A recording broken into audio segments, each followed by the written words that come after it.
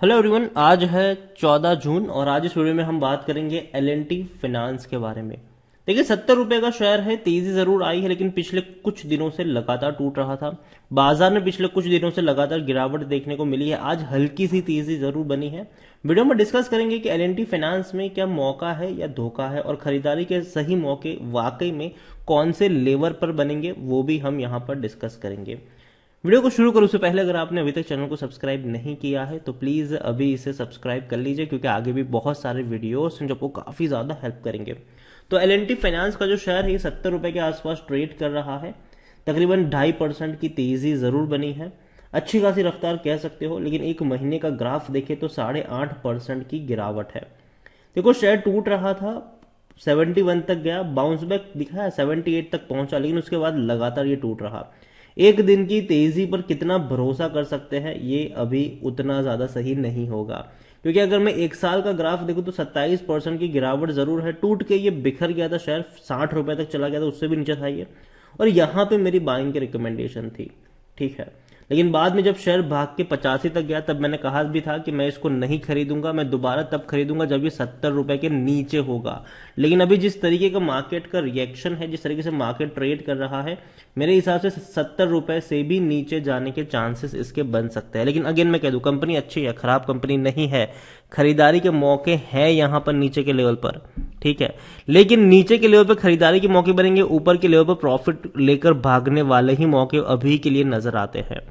Definitely जब तेजी बनी थी यहां पर 60 रुपए के आसपास शेयर था, और जब तेजी आई थी रीजन था कि प्रमोटर ने बहुत बड़ी क्वांटिटी खरीदी थी। एल&टी ग्रुप है भाई साहब, बहुत बड़ी क्वांटिटी खरीदी थी और शेयर भाग गया था। लेकिन मेरे हिसाब से ये मुझे लॉन्ग टर्म का खिलाड़ी अभी के लिए नजर नहीं आ रहा है, क्योंकि ग्राफ अगर देखें तो लगातार टूट रहा था। कोविड के वक्त तो हालत और भी ज्यादा खराब थी, और तब भी मैंने देखो कोविड के वक्त ये 45 रुपए तक गया था। ठीक है, इस बार जब ये 60 रुपए तक पहुंचा तब मैंने कहा था कि कोविड जितने खराब हालत नहीं है तो खरीदारी के मौके जरूर है। और अभी भी मैं बात करूं तो 70 का रेंज मुझे खरीदारी के लिए अट्रैक्टिव नहीं लग रहा है। मुझे लगता है कि अगर 60 से 65 का रेंज होगा वहां पर मौके बन सकते हैं। लेकिन डेफिनेटली मौके बन सकते हैं वहां पर बाइंग के, और बाद में आपको तेजी भी देखने को मिलेगी जो इसको 80-85 तक भी लेकर जाएगी। यहां पर अगर आप देखो तो LKP सिक्योरिटीज की तरफ से खरीदारी की सलाह है और 110 रुपए का टारगेट दिया गया है। देखिए, कंपनी खराब नहीं है, बस हमें यह देखना है कि कौन से लेवल पर शेयर सस्ता है, कौन से लेवल पर आपका रिस्क रिवॉर्ड सही बैठता है। यहां पर एल&टी फाइनेंस के बारे में अगर मैं देखूं तो मिड कैप शेयर है, 17,000 करोड़ से भी ज्यादा का इसका मार्केट कैप है। वॉल्यूम्स देखें तो अच्छे हैं, 40 लाख तक के वॉल्यूम्स आज देखने को मिल रहे हैं। आज बाजार में खरीदारी के मूड में सब लोग नजर आ रहे हैं, और देखिए प्रमोटर ने बहुत बड़ी क्वांटिटी खरीदी थी और यही वजह थी कि शेयर भाग गया था। लेकिन दूसरी तरफ अगर आप देखो तो एफआईएल्स, म्यूचुअल फंड्स और इंश्योरेंस कंपनी ने बहुत बड़ी बिकवाली भी करी थी। 63.50% की जो प्रमोटर की होल्डिंग थी वो एक ही क्वार्टर में इंक्रीज होकर 66.26% पर आ गई। 2.76% का गेन था ये। एफआईएल्स की 7.86% की होल्डिंग 6.91% पर आ गई। म्यूचुअल फंड की 1.95% की होल्डिंग 0.56% पर पहुंच गई। म्यूचुअल फंड ने ही सबसे ज्यादा बिकवाली करी थी यहां पर। इंश्योरेंस कंपनी की 4.15% की होल्डिंग 4.01% पर देखने को मिल रही है। यहां पर अगर आप प्रमोटर देखो तो भैया बहुत बड़ा ग्रुप है, Larsen and Toubro, L&T group है भैया प्रमोटर, और एक भी शेयर गिरवी नहीं है। अच्छी बात है, लेकिन कुछ सालों से डेफिनेटली कंपनी अच्छा परफॉर्म नहीं कर रही है, वो भी हमें देखना होगा। और जहां तक मुझे अच्छा सपोर्ट नजर आता है वो भैया नजर आता है 60 रुपए के आसपास एक स्ट्रॉन्ग सपोर्ट है, और जो खरीदारी के मौके हैं वो 60 से 65 के रेंज में है। एल&टी फाइनेंस को लेकर अगर हम देखें तो एल&टी फाइनेंस में शेर खान की खरीदारी की सलाह है, 100 रुपए का टारगेट है, और ये लेटेस्ट अपडेट है। मोतीलाल ओसवाल की खरीदारी की सलाह है, 100 रुपए का टारगेट है। ग्लोबल फाइनेंस खरीदारी की सलाह है, 100 रुपए का टारगेट है। और अगेन मैं कह दूं ये सारे जो टारगेट होते हैं वो लॉन्ग टर्म के होते हैं। 100% एनालिस्ट मतलब according to Moneycontrol user कह रहे हैं कि खरीदारी करो। देखो, पहली चीज तो ये कि मैं ये नहीं कह रहा हूं कि एल&टी का शेयर, अगर एल&टी फाइनेंस का शेयर अगर आपके पास हो तो बेच दो, रखे रहो भाई साहब, बेचने की जरूरत नहीं है।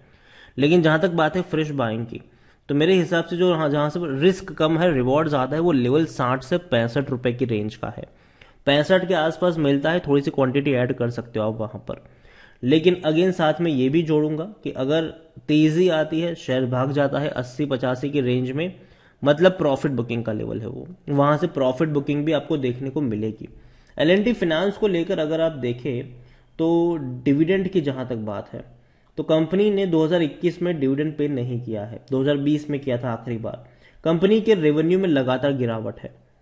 2020 फाइनेंशियल ईयर में इनका रेवेन्यू 14,000 करोड़ था, 2021 में वो डिक्रीज होकर 13,675 करोड़ रहा, लेकिन 2022 में ये 12,000 करोड़ से भी कम का इनका रेवेन्यू आया, मतलब भैया रेवेन्यू में गिरावट है।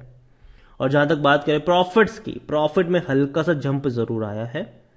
2021 फाइनेंशियल ईयर में 950 करोड़ का इनका प्रॉफिट था, अभी इंक्रीज होकर 1050 करोड़ के आसपास का प्रॉफिट देखने को मिल रहा है, लेकिन वो अभी भी 19 और 20 के मुकाबले कम है। लेकिन 19 और 20 में शेयर प्राइस में भी अच्छी खासी रफ्तार थी, वो भी हमें भूलना नहीं चाहिए। एल फाइनेंस खरीदारी करने के सही मौके हैं क्योंकि शेयर ओवरबॉट जोन में नहीं है, कोई भी रेड फ्लैग नजर नहीं आ रहा है। पी रेशियो 15 से 16 के आसपास नजर आया है इसका, और सेक्टर पी 18 का है, मतलब सस्ता है लेकिन उतना भी सस्ता नहीं है। 80% एनालिस्ट कहते हैं खरीदारी करो। देखो मेरी बाइंग की रिकमेंडेशन है, ऐसा नहीं कि बाइंग की रिकमेंडेशन नहीं है, लेकिन प्राइस सही होना चाहिए जहां पर रिस्क कम हो, रिवॉर्ड ज्यादा हो, और वो प्राइस है 65 की रेंज वाला प्राइस। 70 की रेंज खराब नहीं है, अगर आपके पास हो तो रह सकते हो, बने रह सकते हो खरीदारी की है तो। लेकिन जहां तक बात है फ्रेश बाइंग की, 60 से 65 में मुझे रिस्क कम नजर आता है और रिवॉर्ड ज्यादा नजर आता है। और डेफिनेटली कंपनी में पोटेंशियल है कि आने वाले दौर में 80 रुपए तक जाएगा, लेकिन 80-85 का रेंज वो रेंज होगा जहां पर दोबारा प्रॉफिट बुकिंग भी देखने को मिलेगी। अभी मुझे क्यों लगता है कि थोड़ी बहुत और करेक्शन आ सकती है, क्योंकि अभी भी जो यूएस बाजार की बात करें तो वहां पर अभी भी थोड़ा बहुत पैनिक वाला माहौल है। फेड्स जो है उन्होंने अभी भी इंटरेस्ट रेट बढ़ाने को लेकर कोई अनाउंस नहीं किया है, लेकिन फिर भी खबरें आ रही है कि वो 0.5 से 0.75% तक का इंटरेस्ट रेट बढ़ा सकते हैं।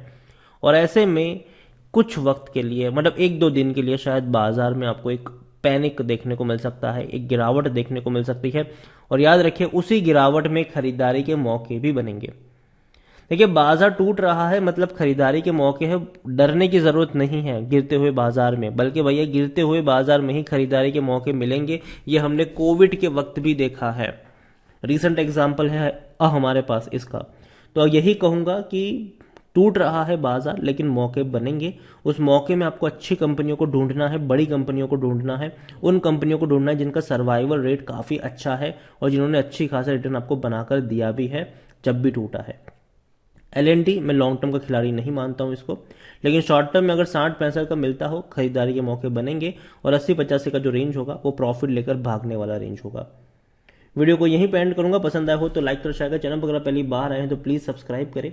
और एल फाइनेंस के बारे में क्या सोचते हैं वो भी आप मुझे कमेंट में लिखकर बता सकते हैं। Thank you.